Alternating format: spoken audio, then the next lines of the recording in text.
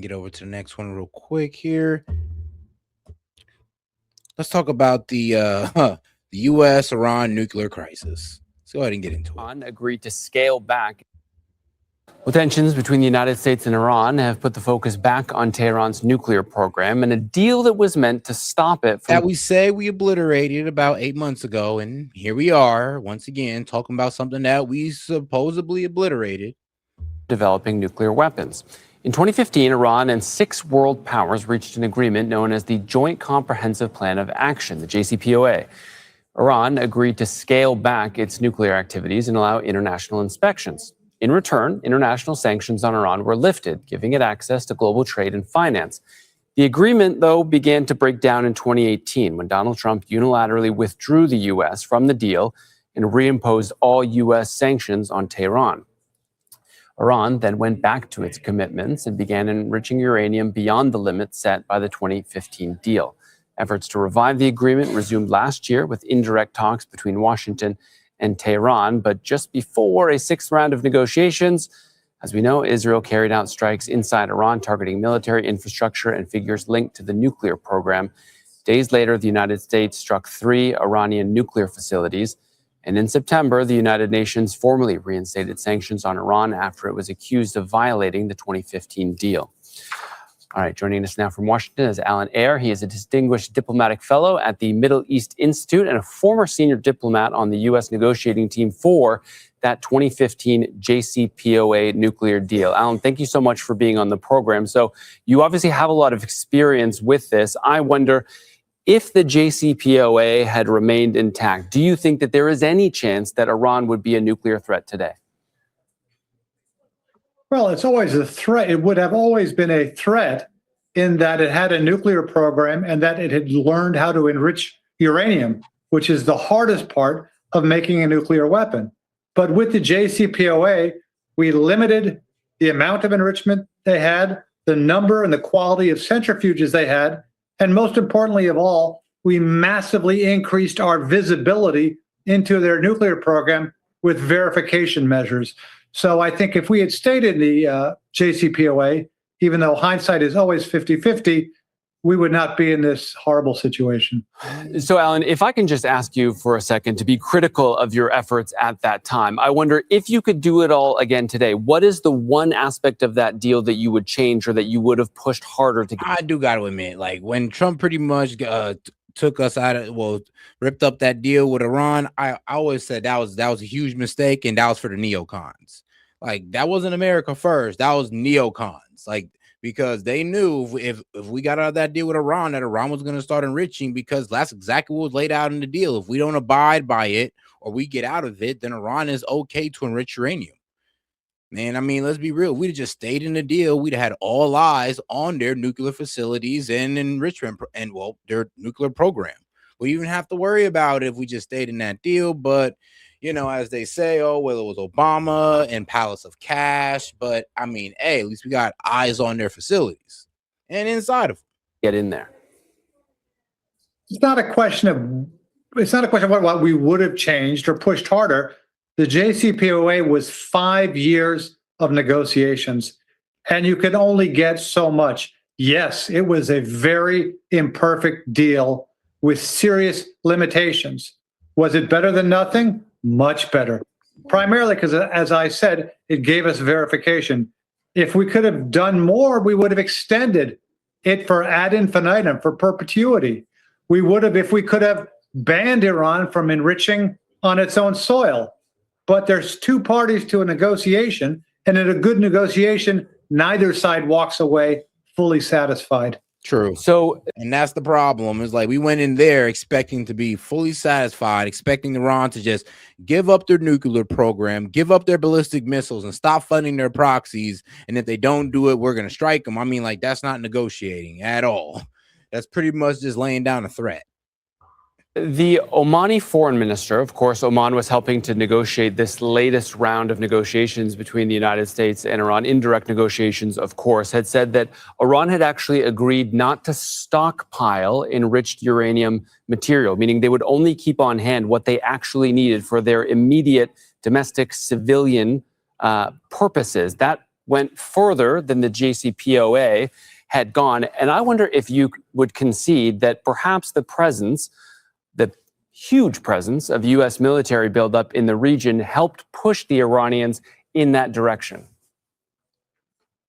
Certainly, the huge presence of the American military forces incentivized the Iranians to try to find a deal.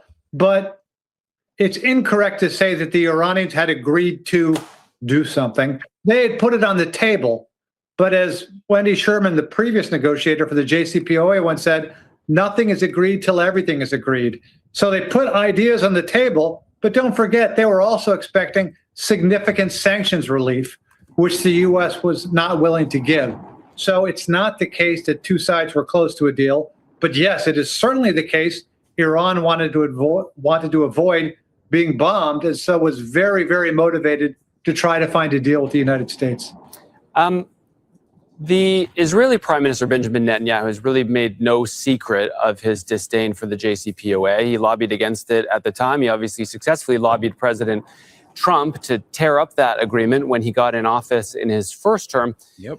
I wonder if you can take us back to that time and just describe for us what the pressures that you guys were feeling at the time domestically in terms of, the pro-Israel lobby in the United States, which we know is so strong. How strong were those pressures at the time, and how did you overcome them? We didn't feel it at all because those were happening at levels above us. President Obama decided to get this deal done. Oh, sure. Hold on. Let's get over here to this little debate right here. So let's see here. Iran War Powers Resolution. So pretty much Fetterman explains his no vote. Because what was it? I believe that the senators were trying to draw back Trump's power to order more strikes on Iran, but apparently it failed. Like they weren't able to get it past the Senate. So I mean, hey, Trump can still do what he do. Senator, Pennsylvania Democrat John Fetterman. Good to see you, Senator. Yeah, hi, Chris, having me on. Why did you vote no? Well, I voted for that, and I would like to remind everybody that President Trump had negotiating for months. They tried to just they tried to avert this. This wasn't like they just decide. They were negotiating, and Iran just refused to move off the very firm red lines. And now I think every single member of the Senate, that would be 100 out of 100, would say we would never allow Iran to acquire a nuclear weapon. And now that's happened here now. It seems like now that's going to be impossible for Iran at this point. And now, can't we all agree that one of the most sadistic and evil leaders in the world has been eliminated? And then that's also, I think that's a good thing too. In fact, some of my colleagues were willing to say, I won't grieve over that.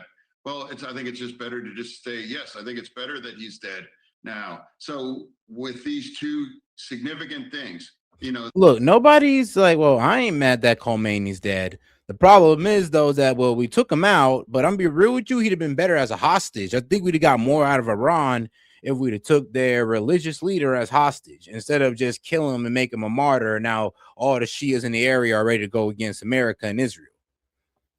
That's happened. I think it's entirely appropriate to say I think that's a good thing. I don't have to agree with a lot of these things necessarily, but I think overall, if we... I mean, let's be real. Like I said, we took out like Khomeini, but let's be real. Like, come on now. Is the Ayatollah still in power?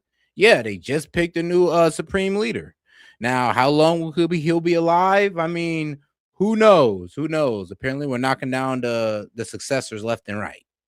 If you really want to make sure they don't have a nuclear weapon, or are you really willing to just agree that someone decided to do those things? And also, Iran has been one of the world's premier terrorism underwriter. Now, they were behind 10/7. This goes all the way back. They killed nearly 250 Marines back in 1984.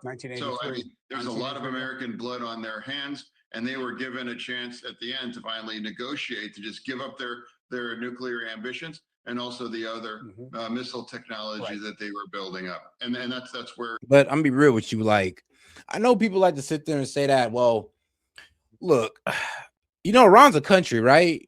You know, it got a spot at the UN and all that good stuff with a flag and all that. The borders. It's a country, guys. It's a nation. So we can't sit here and pretend like they don't have a right to defend themselves. So I get them not being able to create a nuke. I'm okay with that.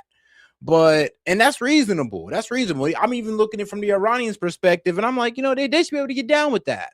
But to tell them that they can't have no ballistic missiles either is a bit. I mean, like, come on, you really think they were going to take that? So we're cutting off the nuclear program, and then they can't have no ballistic missiles. Basically saying that they can't defend themselves at all. Like, that's insane. And think about it, we spent like the last 2 years talking about how Israel has a right to defend themselves. So what does Iran what are we picking and choosing when it comes to international law? Because when you strike a country as the aggressor, what do you expect that country to do? It is right. I remind your party that in 2008, Hillary Clinton, running for president, used the word obliterate in answer to my question that I asked her at ABC News about what is your posture towards Iran? And she said, hey, if they get nuclear capabilities or they try to attack Israel or the region, we will obliterate them. Nobody said anything to her at the time. Thank you for reminding that, Chris. Yeah. I mean, thank you for bringing that up. That's exactly. This is not a crazy, to support this. I think it's a good thing to acknowledge that. And like you reminded, it's like the Democrats, we used to be that way. And now today, like if you really, where your vote should be, it's like firmly with our military and our nation and with Israel and the IDF. Or, bro, all right, you lost me there. You're saying, yeah, we should be with our soldiers and our nation. And then you went off and said, well, then, in Israel and the IDF, I'm like, oh, yeah, stop it right there, bro. No. We should have let Israel crash out on Iran on their own. As soon as Israel says, look, we're going to attack Iran and just prepare, we'd have been like, yeah, what we should have done, what Trump should have done was like, yeah, we're not doing that. Actually, you can go do that. We're going to withdraw our assets. We're going to tell Iran that you're going to strike them. And guess what? Tell us who wins. Okay, bro, good luck with that. But we're withdrawing out the region. And this is just going to be between you two. Like, why drag us into it and make this a regional war? A country that just 2 weeks ago executed tens and tens of thousands of other young people there. So it's like, here we are. And now, if you really take global security seriously, it's a tremendous development. And now there could be actual real peace now. So yeah. Couple points of pushback. One, who knows where it goes, which is what my first question is. How you do it matters. I do not think Hillary Clinton would have said, we are at war, and not gone through the steps of going to Congress the way President Obama did and how President Bush did. The reason I question your vote is not because the regime doesn't suck, not because the world's not better off with Khamenei dead, but how you do things matters. And if the president says, I've decided we're going to war with Iran, which is what he said multiple times, isn't that a declaration of war? And aren't you guys supposed to vote on it? Well, I think I pointed out that we technically never declared on war in our country since it goes all the way back to World War II. And now, so this is typically whether that President Obama did in Libya. Now, there's been a lot of these kinds of where it's happened. Now, here's like to remind people: remember, after 10/7, look what happened in the world and in that region. So this is not a new conversation. Iran has given multiple opportunities to finally just to end this. So for me, I'm not. I don't understand why it's outrageous to finally take out one of the world's premier terrorism underwriter. Because, like, let's be real, when we're the aggressor and then we're sitting here going like, why are you attacking our bases? It's kind of crazy. I'm gonna be real with you. And then also we're kind of thrown off by the fact that Rubio and others has told us that, well, yeah, Israel told us that they were going to strike, and we just pretty much followed up with them. They just dragged us along. Yeah, we don't like that. I'm be honest with you. And you can sit there and say that, oh, well, they were going to make a bomb like, by next Tuesday. But we've been hearing that for longer than I've been alive, basically. So excuse me for having doubt when y'all been capping for 20 years. In the region, well, more than 20 years, honestly. In the world. So it's kind of crazy how we're just supposed to believe, oh, this is threat. There's this nuclear threat, or, oh, they're going to hit the American homeland when they don't have the capability to. Like, let's just keep it real. They don't have intercontinental ballistic missiles at all. The most advanced thing they got is hypersonic missiles. And that's not reaching us.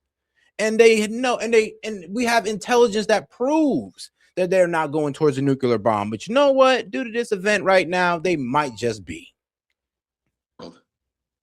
In terms of priorities, I mean, look, because you know what the world has figured out. You know what the tone that we set. We said this to the world, that if you don't have a nuke, we can bully you, we can regime change you, and we can do whatever we want to you, and you can't do nothing about it. But if you got a nuke, you could be a dictator, you could be a king, and we will leave you the fuck alone.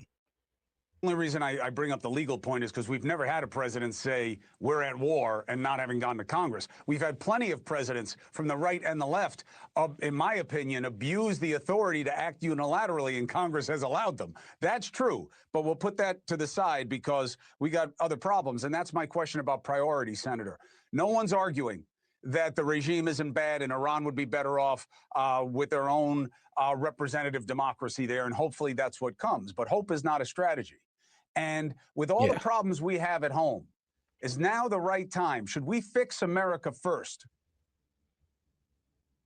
Should we fix America first? I'm not sure what you're referring to, like fixing America's. Well, here's the thing, bro. This is what he's talking about. The fact that closing the Strait of Hormuz done took gas up 10 to 30 cents. I mean, yeah, that's a problem. And if this war continues, things are only going to get worse in the global supply chain. So yeah, this is going to end up hurting your average American as well. I mean, it always does. Specifically, I think affordability, healthcare, the problems with the economy, the problems with our immigration enforcement. We have a lot of big issues going on here right now. Is this the best focus of time, attention, and funds? Yeah, and again, I voted against, for all those. I voted for supporting, again, for example, healthcare. I pushed to have a clean 1-year extension, and my colleagues refused to even entertain that. They put out something 3 years, which had no chance ever of passing. And now we're not talking about healthcare anymore. And then I was one of the only Democrats to refuse to shut our government down last year, and that plunged 42 million Americans in SNAP insecurity and food for that. And now we're not talking about that anymore. And right now, the DHS, hey, I want to reform ICE as much as anyone as they do, but now our DHS is now completely shut down. And we all know not to have no impact on ICE's capabilities, force any kinds of reform. Now we're not talking about that anymore. And now we're front center. What it all comes down to one simple fact, Chris, is that, if Trump does something or supports something, then now it's absolutely toxic for a Democrat to just simply say, yeah, I happen to agree. I think it's a good thing. I think it's a good thing to eliminate Iran's risk to acquire a nuclear bomb. And I think it's a great thing that one of the most evil men that's lived in the last 50 years, he's been eliminated now too.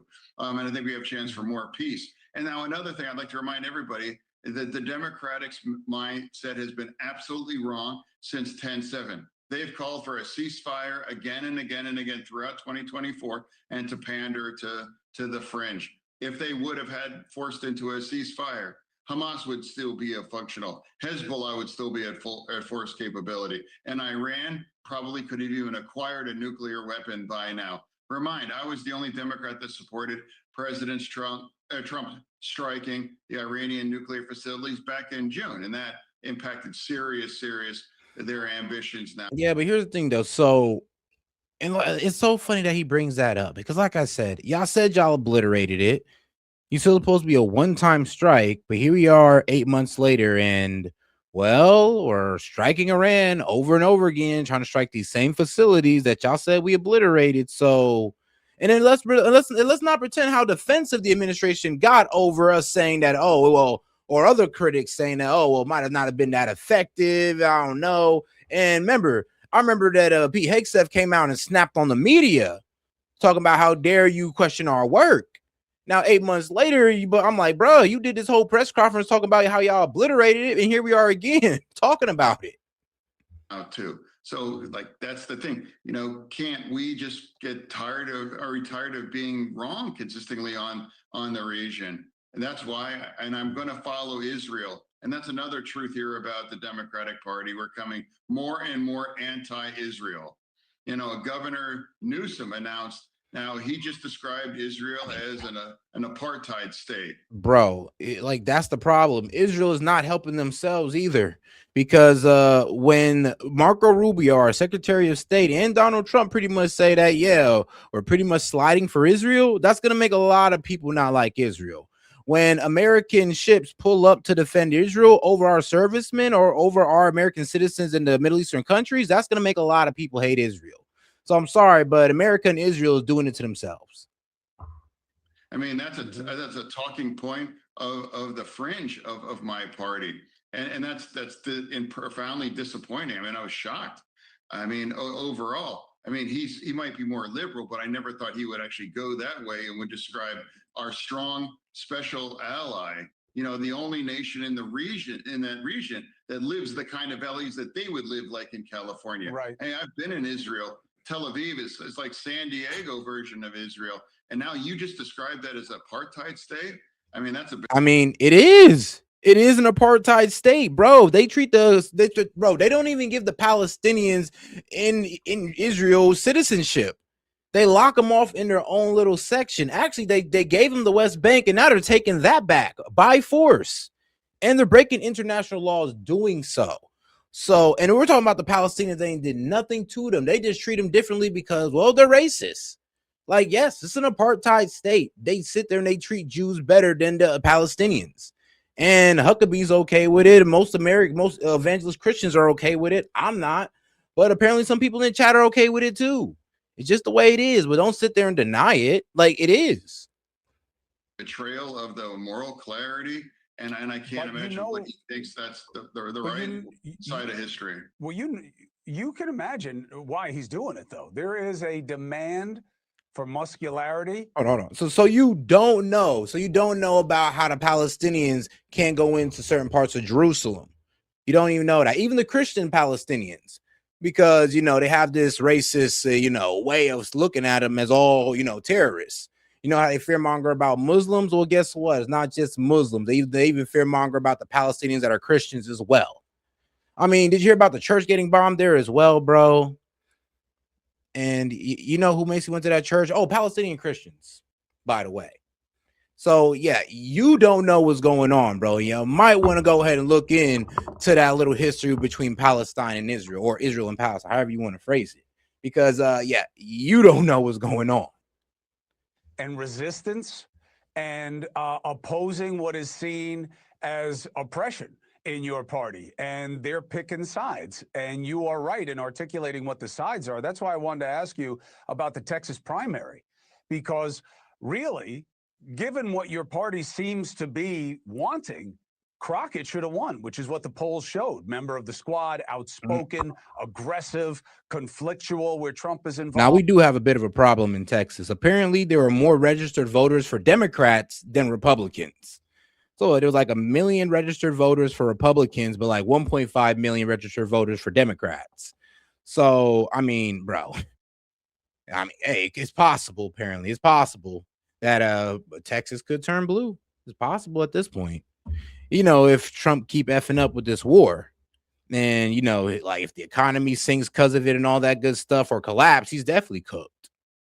But if he can get out of it, get what he needs done, and get back to track with the America First agenda, and we'll be all good. Has pledged Washington's full support for Turkey after NATO air defenses destroyed a missile near Turkish airspace.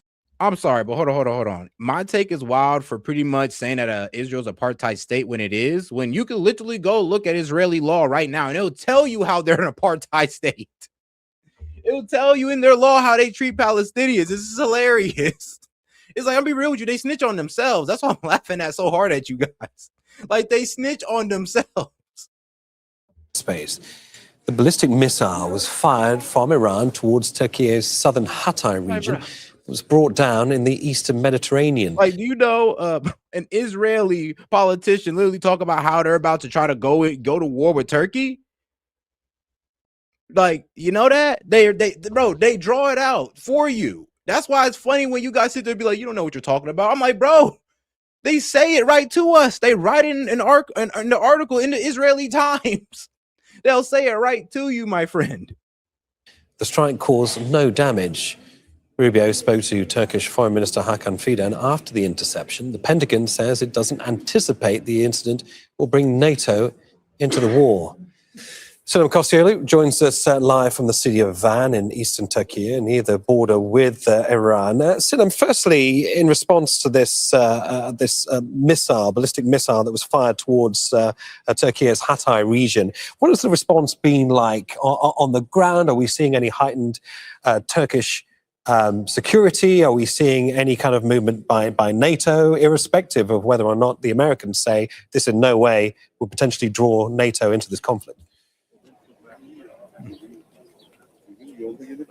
So far, there is no indication on the ground for Turkey that it could cause any hostile action from either side. On the other hand, we heard the Iranians denying that they fired the missile targeting from Iran to target Turkey. On the borders between Turkey and Iran, which is around 534 kilometers, there are 3 border crossings. One of them is right behind me, Kapıköy. This is one of the most popular border crossings. There are some people crossing the border. I mean, it's not like, people in massive numbers flocking to the Turkish borders, but there are individuals crossing the border. Sometimes it is like 5 people in half an hour. Sometimes in an hour, a group of 10, 20 people cross. But as per the Turkish Interior Minister who spoke yesterday on Wednesday late afternoon, the numbers of... Bro, man, let me show y'all something real quick, guys. Israeli politician. This is a longtime Israeli politician, leader, Naftali Bennett, explaining Israel's next step. Here's where they're going next. Watch. A new Turkish threat is emerging. I want to be very clear. Turkey and Qatar have gained influence in Syria, are seeking influence elsewhere and everywhere throughout the region. And from here, I warn, Turkey is the new Iran. Yep. Erdogan is sophisticated, dangerous. Oh, this used to be a prime minister, by the way. Yeah, it used to be a prime minister. And he seeks to encircle Israel. We can't close our eyes again. Like, doesn't that sound oh so familiar? That's crazy, though. Turkey is the new Iran. So how do y'all feel about that? Like I said, I mean, they say it right in front of our face, guys. It's absolutely hilarious. That's why I get why Tucker's laughing, because it's kind of funny. It's like, wow. I mean, people say it online. We say they sound crazy, but then you look at Israeli media and they're there saying it, writing it down, and sometimes they'll say it out loud. And sometimes they'll speak it in Hebrew. But all right, though. Entries inside Turkey and exits from Turkey are kind of meeting each other in a balanced way. There is nothing extraordinary. There is no extra security measure. There is no extra customs officers who are trying to respond to the people who are crossing the border. But you can see the mini vans here. These vans usually take the Iranians who cross into Turkey. They take them to Van. Some of them transfer to Ankara or Istanbul for their trips to Europe. Still, according to the Turkish Interior Minister, Iranian nationals are not allowed to exit their countries, but Iranians with third nationalities else than Iran, like carrying German or French passports or others, are allowed. Oh, that's nice of them. But all right, though. Next video.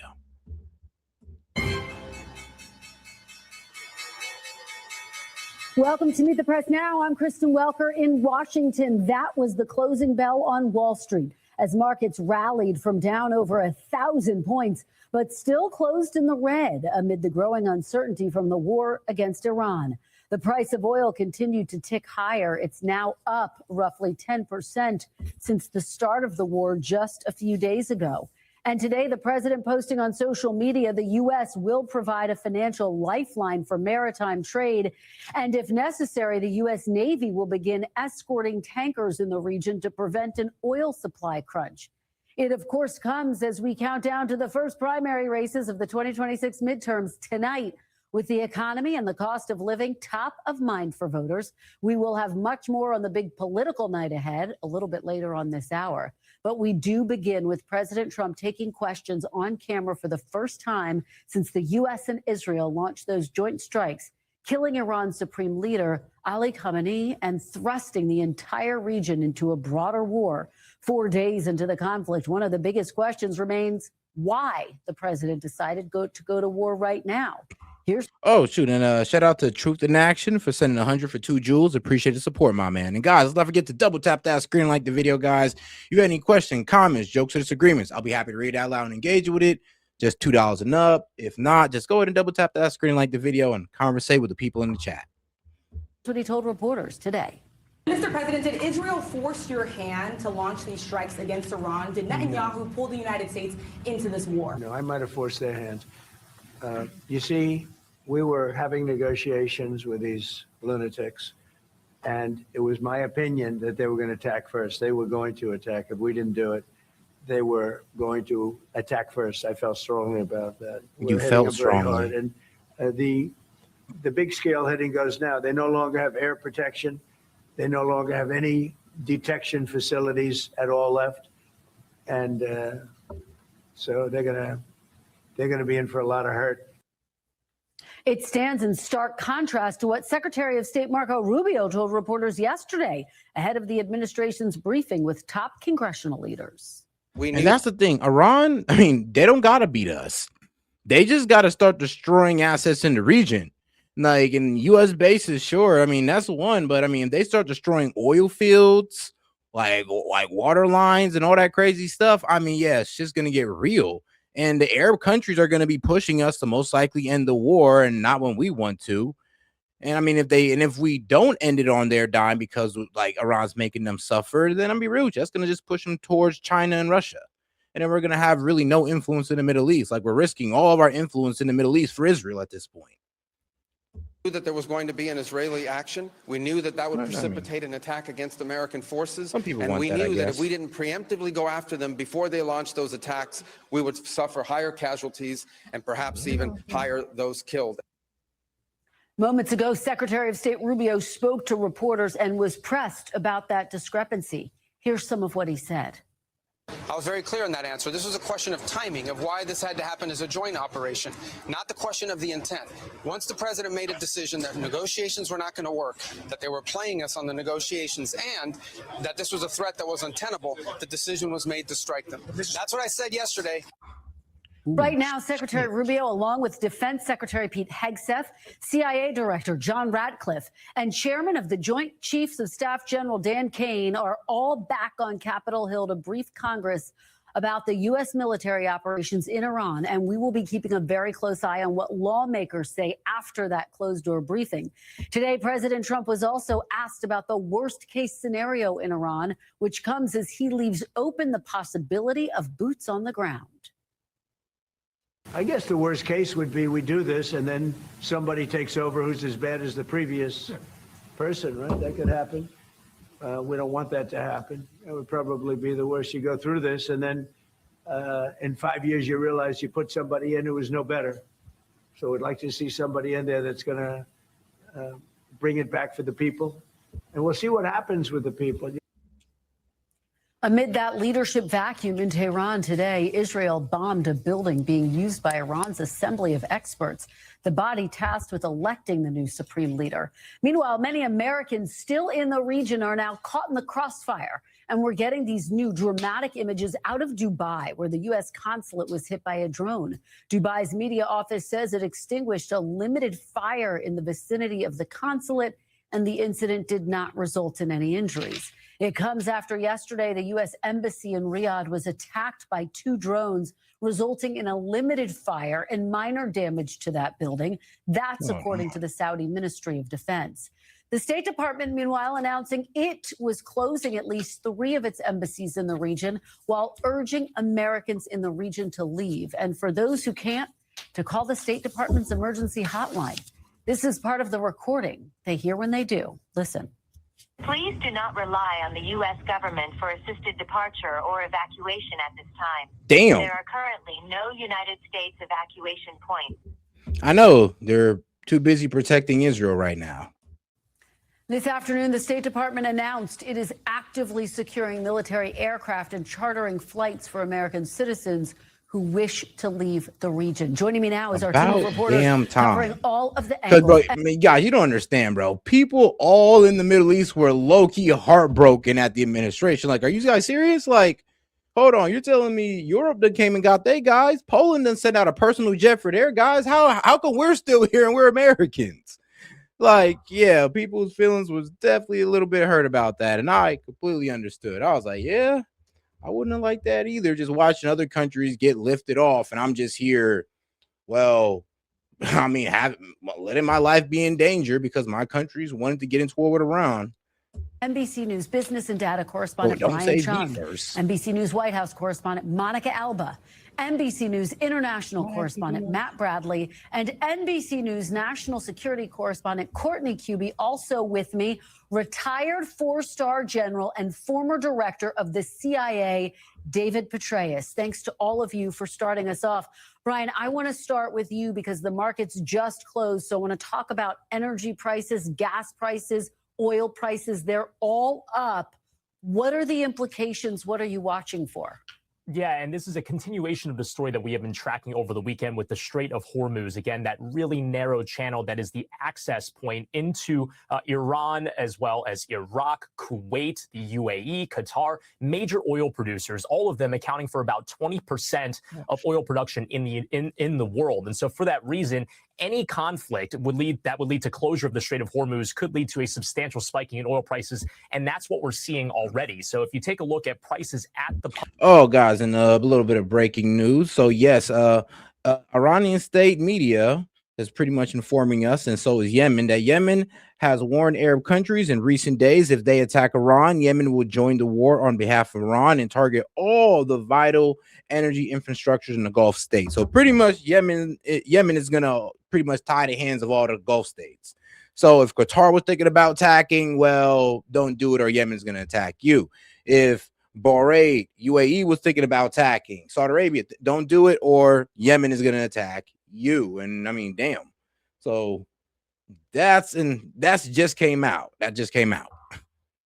But at least by Gas Buddy, we've seen that prices at the pump are now averaging $3.11. That is up 6. Man, and we was like at 260 over here, man, in Ohio. We was at 260, 270, like 279 on a crazy week. But it's just like, are you serious? We was doing so well. Gas prices were going down. You're just about to F up that progress? Cents just from yesterday, 15 cents from the last week. For every $10 that an estimated barrel of oil goes up in price, the consumer faces about a 25-cent increase in the prices that they pay at the pump. This is happening already, and if this is indeed a conflict that's going to go for 4 or 5 weeks, as has been suggested, that could continue to go up depending on how long and how close the Strait of Hormuz is, Kristen. Brian, it's just extraordinary because President Trump actually acknowledged today oil prices were higher, but he tried to downplay concern. All right, though, let's watch some more simulations. And guys, if you guys want to keep the stream going longer, make sure to support the stream by super chatting in, and also, of course, double tap the screen. But make sure to support the stream by super chatting in or sending a GIF. Appreciate the support, guys. But all right, though, let's go ahead and get into. I was actually waiting for this video. Let's see. U.S., Israel, and Iran inside the 4-week military blueprint. So shout out to AI Telly. Pretty much made a video on our 4-week plan.